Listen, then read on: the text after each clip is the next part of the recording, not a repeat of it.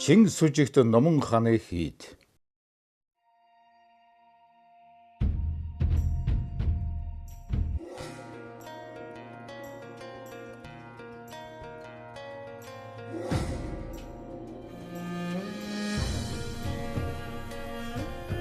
Өнөөдөр бол бид бүгд одоо Баян хонгор аймгийн Галууд сум буюу хуучнаар бол Халахын сайн ноён хан аймаг буюу Чингис сүжигт Номон хааны хийд дээр одоо хүрэлцэн эсцгээсэн байна.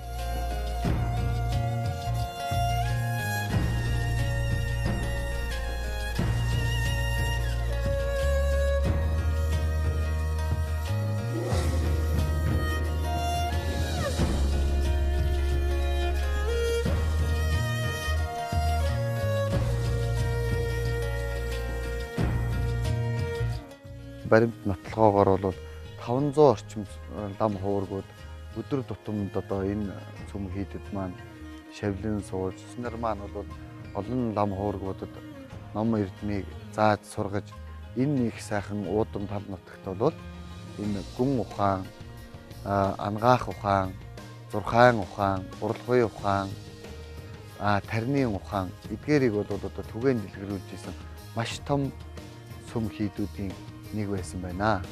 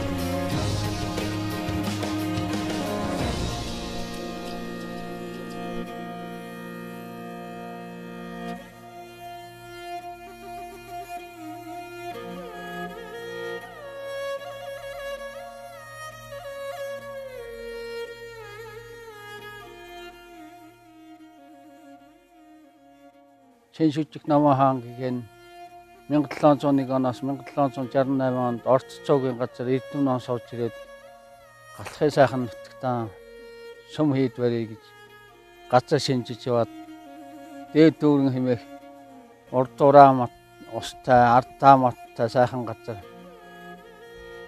дугуун сүм байгуулах гал шаваан тавиад номоо уншуулт хэрэг шавын зуугаад нэгсэн явчих гинэ.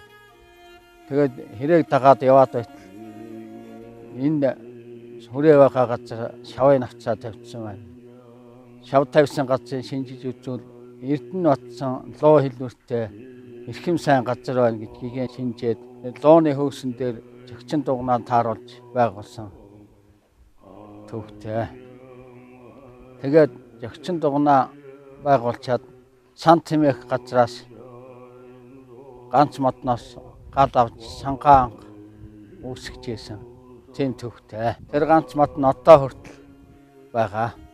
Тэр лууны хөөсийг дарж байгуулсан дугн маань манай зөгчин дугн юм аа.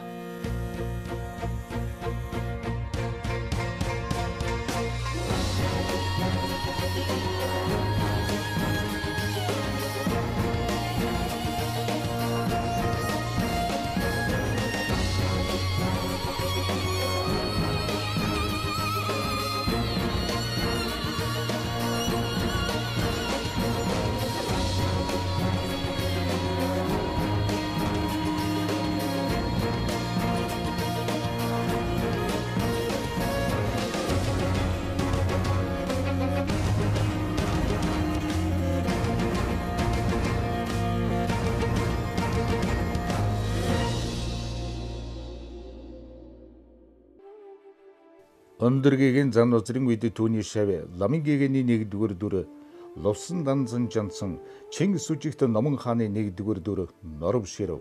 Зай бандидын 1-р дүр лувсан Паринле. Шива ширет хотогтын 1-р дүр лувсан.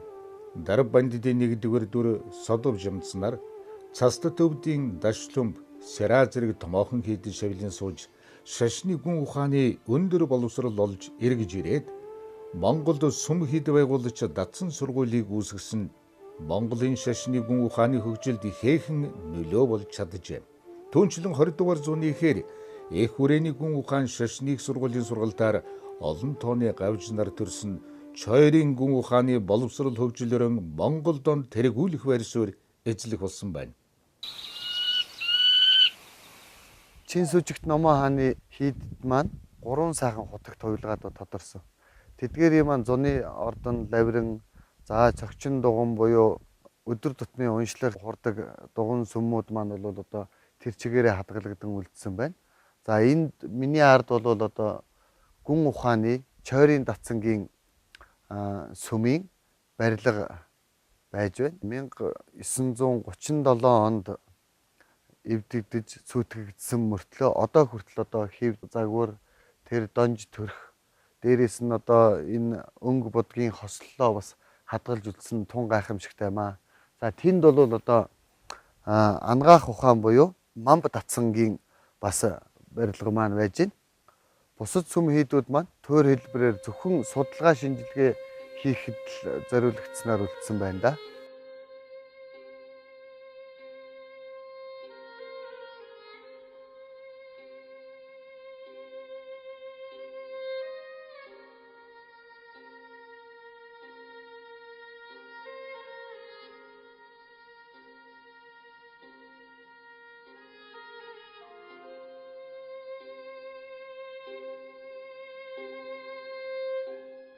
Нэгмийн 1930 дугаар оны дундуур Уг хүрээний лам нарыг баривчлан сүм дуган совраг хэрмийг сүйтгэж эхэлсэн бөгөөд бүрэн бүтэн үлдсэн 6 дуганыг тэр үеийн сумын дэлгүүр гараж тосон зовоод зэрэгээр ашиглаж байгаад 1950-ад оны сүүлч үеэс уг байгууллагууд эндээс гарч шинэ барилга байшинд ороход дээрх сүм дугнууд мөн эзэн гүйрэн үлджээ.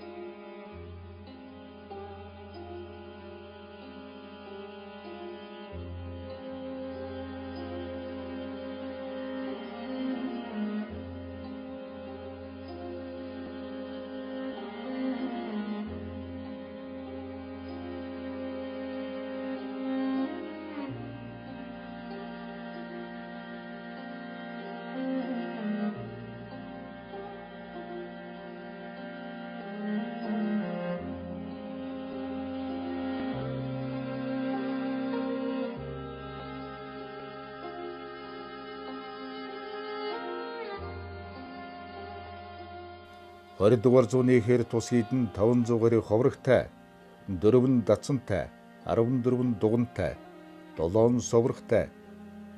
Гэгээнээс гадна 2 бандид ховилгаан суудаг томоохон хийд байжээ. Чин сүжигт Номон хааны хүрээнд майдэр эргдэг, сам гардаг, майны бүтээл хийдэг, ган жуур эргдэг, сор залдаг, хайлан хурдаг байсан төдийгүй ялангуяа майдраараа сайн ноён хааны аймагтан алдартай байж майдрыг зуны дунцрын 15-нд гаргадаг байсан бөгөөд хүрээгийн тойрон 2 өдөр гороолдог хэрэглээ зэрэгэрэн алдартай байжээ. Самын хувьд 128 самчин гаргадаг байсан байна. Ном барын хувьд өөрөөсөө модон бортой хүрээндэн номон хэвлээд бусад хүрээ хийдүүдийг хангадаг байжээ.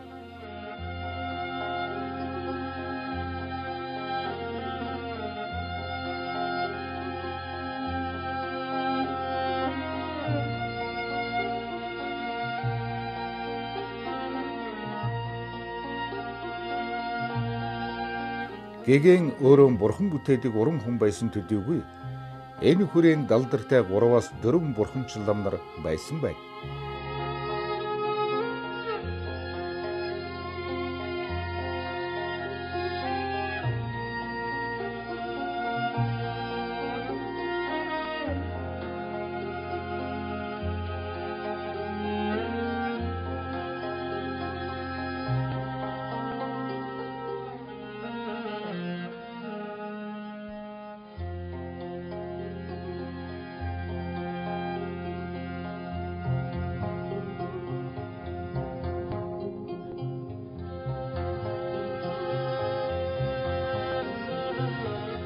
1990-ад оны ихээр Монгол оронд гарсан ардчилсан хөвсгөлийн үр дүнд Бурхны шашин дахин дэлгэрч хүний шүтэх хэрэгчлөө бий болсон тэр цаг үед хуучин Чингис Сүжигт Номон хааны хүрээнд сууж байсан лам хаврагуулах ахмад наснууд сүсэгтэн олны санаачилгаар энэ хүрээний туурин дээр шин цагийн хийд байгуулагдсан өнөөдрийг болтол хурал номын үйл ажиллагаагаа явуулж байна. Өвгдээцээс уламжлагдсан сайхан нутаг юм аа. 90 оноос эхэлж сэргээн байгуулагдсан. Хэдэн сайхан өвгчүүл ирж байсан, сэргээж ийсэн. Өнөө хүртэл хорон ном хорж байна.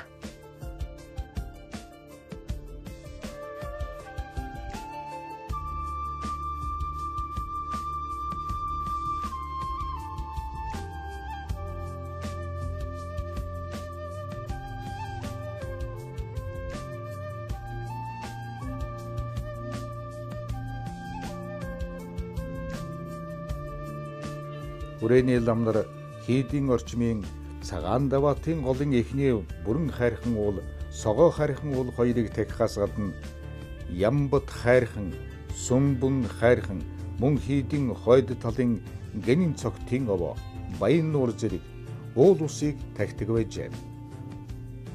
Чингис Сүжигт Номон хааны хүрээ төвдийн хүрээ хийдтэй нэлээд холбоотой ажиллаж, төвдөөс ном судар шашны эд зүйлс авчирч залхаас гадна төвдөдөө дээрхэн гигэнтэн Далай ламыг сонгож тодруулахад Номон хаан гэгэн өөрийн санал оноогон оруулж байсан мэдээ байдаг.